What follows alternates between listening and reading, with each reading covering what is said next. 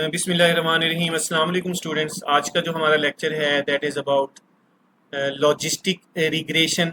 Logistic regression क्या चीज़ है उसको हम डिस्कस करने वाले हैं।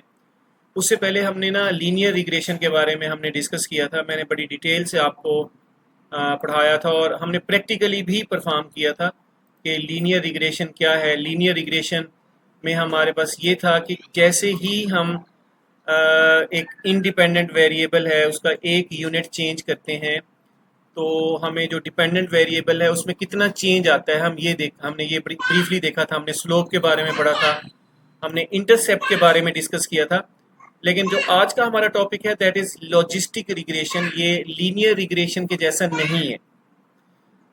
लॉजिस्टिक रिग्रेशन के अंदर जो हम प्रिडिक्ट करते हैं आउटपुट को, और वो कैटेगोरिकली होता है, वो बाइनरी फॉर्म में होता है। मीनिंग इसके हमारे पास टू पॉसिबल आउटकम्स हो सकते हैं, रिजल्ट्स हो सकते हैं। या वो येस हो सकता है या वो नो हो सकता है, या वो पास हो सकता है स्टूडेंट्स, या वो फेल हो सकता है। बीच में कोई नंबर्स नहीं होते इसमें। हम डाटा को कैटेगोरिकली रिप्रेजेंट करते हैं, पास फेल में, येस आर नो में, buy or not buy, win or loss, so on. तो ये हमारे पास लॉजिस्टिक रिग्रेशन होती है। और ये भी हमारे पास एक स्टैटिस्टिकल आपके पास टेक्निक है जिसमें हम जो है ना रिलेशनशिप फाइंड करते हैं। इसमें भी सेम वही आपके इंडिपेंडेंट वेरिएबल्स होते हैं और डिपेंडेंट वेरिएबल्स आपके पास। इंडिपेंडेंट वेरिएबल्स काफ़ी सारे हो सकते हैं, लेकिन लॉजिस्टिक रिग्रेशन के अंदर जो डिपेंडेंट वेरिएबल है वो एक होगा सिर्फ। तो ये इसमें आपने याद करना है। अच्छा, हाउ इट वर्क्स, ये कैसे काम करेगा। Unlike linear regression which predicts an exact number, क्योंकि लीनियर रिग्रेशन एक एग्जैक्ट नंबर को प्रिडिक्ट करती है कि इतने कस्टमर्स होंगे। अगर एक कस्टमर बढ़ेगा तो वो आपको 40 रुपीज़ अर्निंग देगा। अगर 1 किलोमीटर गाड़ी चलेगी तो उससे आपको 200 रुपीज़ जो है ना आपको रेंट पड़ेगा, सो ऑन। लॉजिस्टिक इरिगेशन में क्या होता है, प्रिडिक्ट्स अ प्रोबेबिलिटी बिटवीन 0 और 1।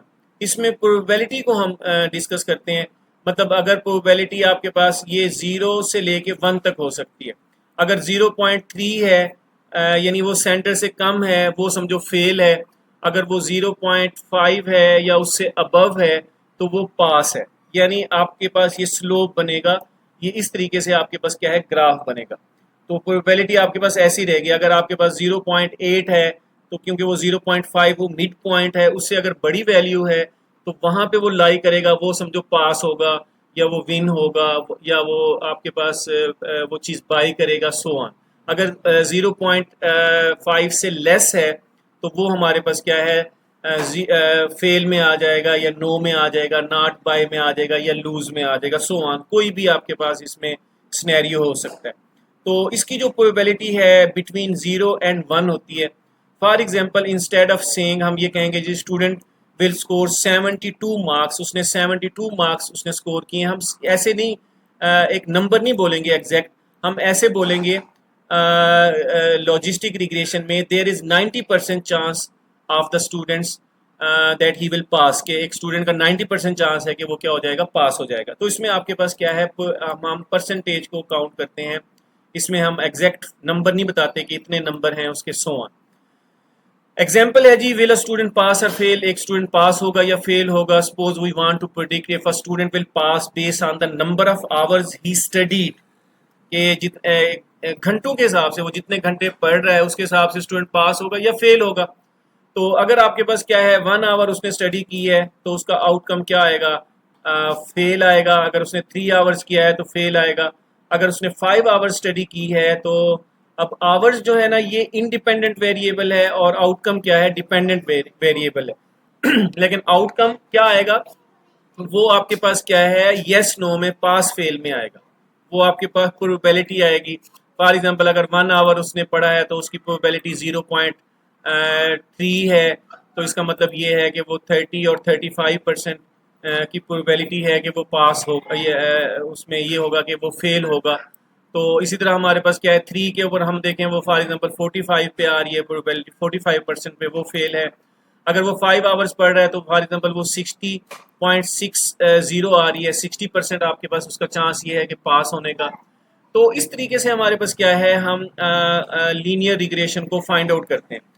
सॉरी लॉजिस्टिक रिग्रेशन को हम देखते हैं, इसका आउटकम देखते हैं।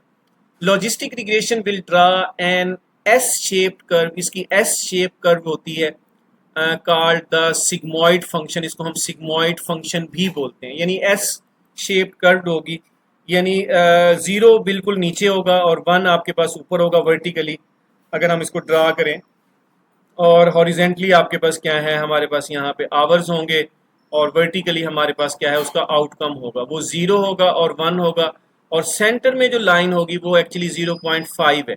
अगर वो 0.5 या उससे अबव आपका आउटकम आ रहा है, परसेंटेज आ रही है, तो वो पास होगा, और अगर आपके पास 0.5 मिड से नीचे और ज़ीरो की तरफ आ रहा है वो, तो इसका मतलब ये है कि वो क्या होगा, वो फेल होगा। तो ये एस शेप कर्व बनती है जी। यहाँ पे अगर हम देखें तो ये एक डायग्राम है, जो लेफ्ट साइड पे डायग्राम है दैट इज़ लीनियर रिग्रेशन, जिसमें लाइन जो आपके पास एक स्ट्रेट लाइन होती है, जैसे जैसे x की वैल्यू आपके पास 1 यूनिट इंक्रीज होगा y में चेंजेस आता है, ठीक है। तो स्टीप लाइन इसमें होती है, मोस्टली हम रिप्रेजेंट करते हैं।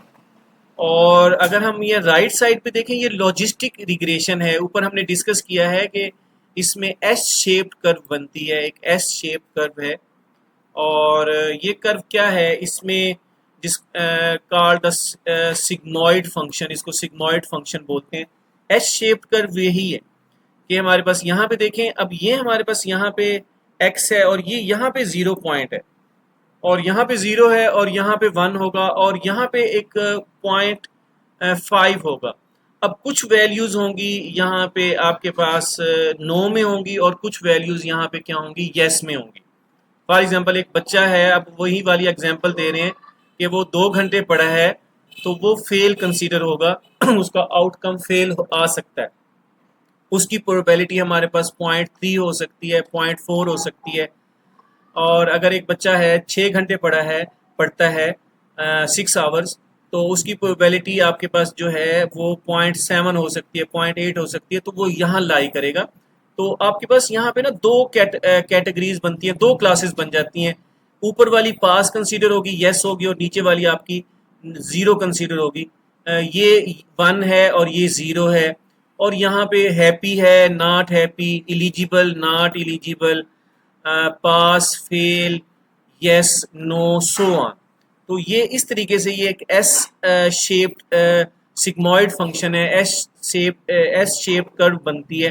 तो ये हमारे पास जो है ना, ये लॉजिस्टिक रिग्रेशन में आ जाता है। और उसके वही वाली points, it's outputs values between 0 and 1, इसकी वैल्यू 0 एंड 1 की तरफ होगी। यहाँ पे 0 होगा और यहाँ पे ऊपर 1 होगा, तो इस पॉइंट के ऊपर।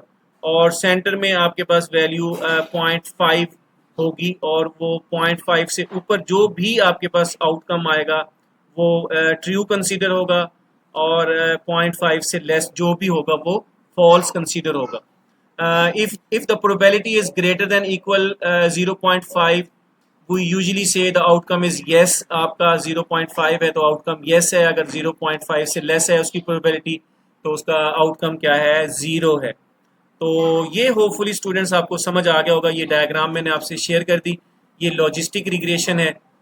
इसको हम जो है ना, इसको भी, इसमें भी वही वाली बात कि x वेरिएबल है, y वेरिएबल है, इसमें भी x की वैल्यू जैसे जैसे इंक्रीज होती जाएगी, जैसे जैसे एक स्टूडेंट है उसके मार्क्स सॉरी वो नंबर ऑफ़ आवर्स वो ज़्यादा होते चले जाएंगे, वो आपके पास क्या है वो पास की तरफ चला जाएगा। जैसे जैसे नंबर ऑफ़ आवर्स कम होते जाएंगे वो फेल की तरफ आपके पास आ जाएगा उसकी प्रोबेबिलिटी। तो इसको आप अंडरस्टैंड करें और इस टॉपिक को, और कमेंट्स लाजमी कीजिएगा ताकि हम अपने, मैं लेक्चर को अपने जो वर्क को ज़्यादा बेहतर करूँ। Thank you very much. अल्लाह हाफिज़।